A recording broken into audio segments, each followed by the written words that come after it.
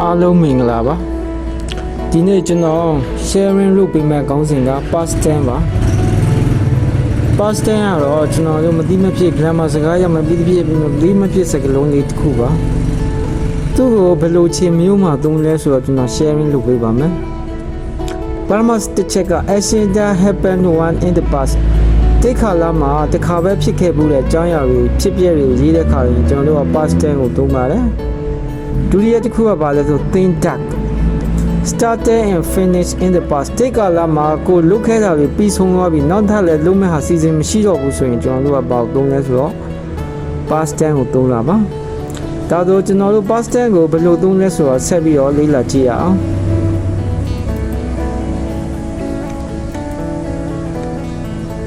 Isabel ကိုဆက်လက်ပြီးတော့ကြည့်အောင် Isabel I watched a movie yesterday မနေ့ကငါ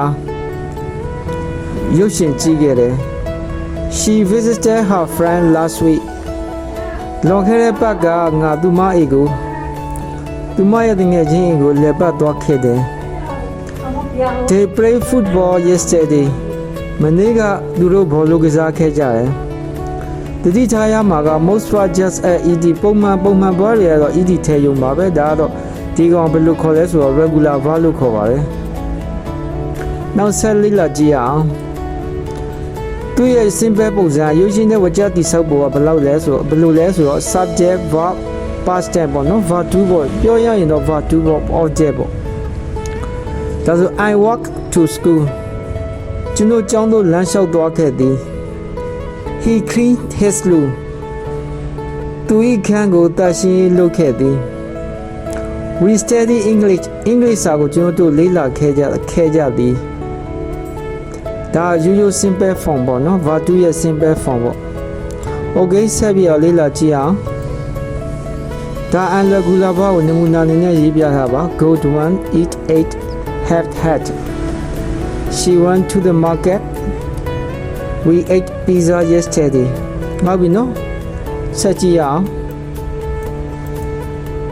negative sentence form ကြည့်အောင်သူကဘာလဲမလို့ subject did not ဒါ verb 1ပါ verb 1စစ်ပါ object ဟုတ်ပြီနော်ဒါဆိုကျွန်တော်တို့ကသူက did ကဘာဖြစ်လို့ဖြစ်သွားလဲဆိုတော့သူက past tense မဟုတ်လို့ကျွန်တော်တို့က past tense မဟုတ်လို့သူဘာကူညီတောင်းရလဲဆိုတော့ did ကိုကူညီတောင်းရတယ် verb 2မဟုတ်လို့ပါဒီက verb 2မဟုတ်လို့သူကိုဒီကိုကူညီတောင်းခြင်းဖြစ်ပါတယ်ဒါဆိုသူရဲ့ subject did not verb 1ပေါ့နော် base verb 1ပေါ့ object ဟုတ်ပြီနော်ဆက်ကြည့်အောင် he did not watch TV last night မနေ့ညကသူကျွန်တော် TV မကြည့်ခဲ့ဘူး he didn't go to school ငါကျောင်းသို့မသွားခဲ့ဘူး he didn't play football ငါဘောလုံးမကစားခဲ့ဘူးဒါ past tense ဆိုရင်ကျွန်တော်တို့က did ကိုကူညီတောင်းရပါမယ်negative ဝကြအတွက်ပေါ့နော် did ကို did not ပေါ့ did ကိုကူညီတောင်းရပါမယ်ဆက်ပြီးကြည့်အောင် question ပုံစံသူကဘာလဲဆိုတော့ this subject verb 1ပေါ့နော်ဒါ base verb ဆိုတော့ verb 1ပေါ့ဟုတ်ပြီနော် object ဒါ did you eat breakfast ဟုတ်ပြီနော်ဒါ did you eat သူရဲ့ simple ပုံစံ subject ရှစ်ကိုကျွန်တော်တို့ကဘာထုတ်လဲဆိုတော့ dnd did ဆိုတဲ့ dnd did ဆိုတဲ့ဟိုဟာကူကလီယာကိုကျွန်တော်တို့ကထုတ်လိုက်တာပါဒါဆိုကျွန်တော်တို့က verb 2ဆိုရင် did ကိုကူညီတောင်းတာပါ having verb လို့လည်းခေါ်ပါတယ် did ကိုကူညီတောင်းတာပါဒါဆိုကျွန်တော်တို့ကဘာလဲဆိုတော့ did you eat breakfast ဒီမှာတတိထားရမှာက EATE ရ verb 1စစ်စစ်ဖြစ်ရပါမယ်ဒီမှာ base verb လို့လည်းရေးထားပါတယ်နောက်တစ်ခုက did she visit her friend ဟုတ်ပြီနော်နောက်တစ်ခုက did they play football did they play football နော်ဒီမှာ PLA1 ED play မို့နော် PLA1 play ပါဒီမှာ did ပါဒါ question ပုံစံပါတိုင် expression ကသူကများသောအားဖြင့်ကျွန်တော်တို့ past tense မှာရေးရင် yesterday တို့ last night တို့ last week တို့ last year 2 day ago တို့ in 2010 တို့တိတ်ကဖြစ်တဲ့ဟာတွေပေါ့နော်အဲ့ဒါပါရများတယ်အဲ့ဒါကိုသိကြထားရပါမယ်နောက်တစ်ခု I went to the park yesterday ဒါ yesterday မနေ့ကငါပန်းခြံကိုသွားခဲ့ပြီနောက်တစ်ခု he studied English last time မနေ့ညကငါ English စာကိုလေ့လာခဲ့ပြီပေါ့နော်ဒါဆိုခဲ့သည်ဆိုရစာလဲတော့ပါရမှာပေါ့ဘာဖြစ်လို့ဆိုတော့ past tense ဖြစ်နေလို့ပါ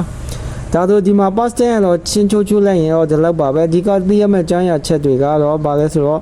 past tense ကိုပဲချိန်မှာသုံးတာလဲဘယ်လိုချိန်မျိုးသုံးတာလဲနောက်ပြီးသူ့ရဲ့ sentence ဆွာချပုံစံသိရမယ် simple နောက်ရ negative ဆွာချသိရမယ် နောက်ပြီးတော့ဘာသိရမလဲဆိုတော့ question ဆွာ6သိရပါမယ် question ဆွာ6သိရပါမယ်ဒါဆိုဒီ example လေးကိုကြည့်ပြီးတော့တစ်ချက်လေးလာကြည့်ပါအားလုံးကိုကျေးဇူးတင်ပါတယ်